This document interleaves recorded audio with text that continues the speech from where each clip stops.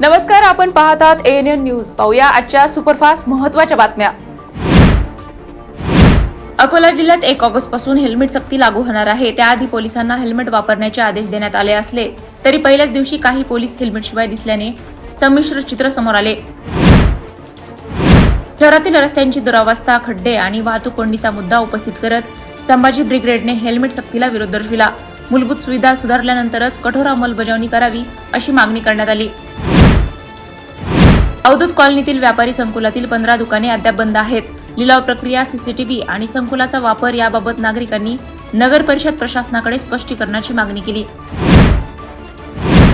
तेलारा तालुक्यातील खंडाळा गावात नाल्याच्या पाण्याचा निचरा अनेक वर्षांपासून होत नसल्याने नागरिकांना मोठा त्रास सहन करावा लागत आहे.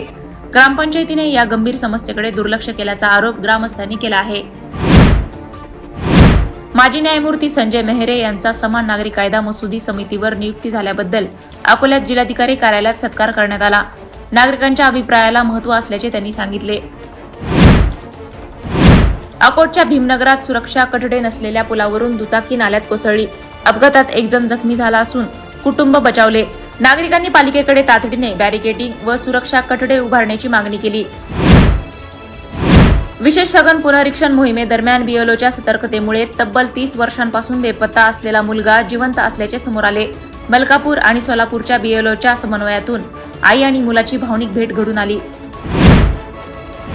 जळगाव जामोदमध्ये आवाजवी वीज बिलामुळे संतप्त ग्राहकांनी युवा आंदोलक अक्षय पाटील यांच्या नेतृत्वात महावितरण कार्यालयावर धडक दिली. चुकीची वीज बिले तातडीने दुरुस्त करण्याची मागणी करत प्रशासनाविरोधात तीव्र नाराजी व्यक्त करण्यात आली. अकोल्यातील सिव्हिल लाईन पोलिसांनी सार्वजनिक ठिकाणी डायल क्रमांक 112 आपत्कालीन सेवा जनजागृती मोहीम राबविली.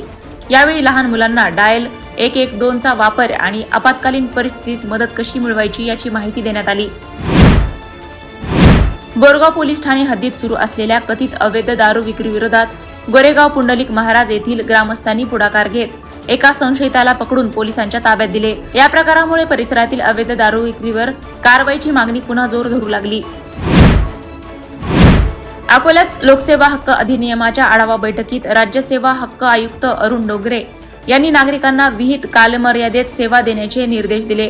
प्रशासनातील पारदर्शकता वाढविण्यासाठी ई-भूमिती आणि स्विफ्ट अकोला या डिजिटल उपक्रमांचेही त्यांनी कौतुक केले.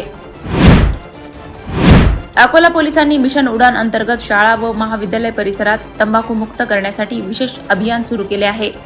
शैक्षणिक संस्थांच्या 100 मीटर परिसरात तंबाखू विक्री करणाऱ्यांवर कायदेशीर कारवाईचा इशारा देत नागरिकांना या अभियानात सहकार्य करण्याचे आवाहन करण्यात आले आहे. अशाच सुपरफास्ट बातम्यांसाठी पाहत रहा ANN न्यूज. नमस्कार.